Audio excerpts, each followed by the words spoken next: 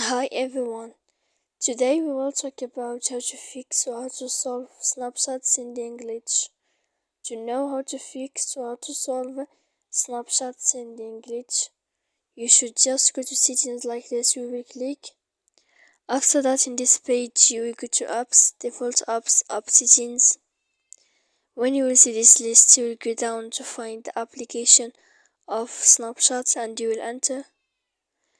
Then in this page here you will go to click force stop.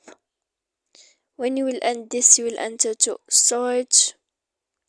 After that, in this page you will click clear cache. Then you will go to click clear data. And when you will end all this, you can turn off your Wi-Fi. So please don't forget to support us by like and subscribe.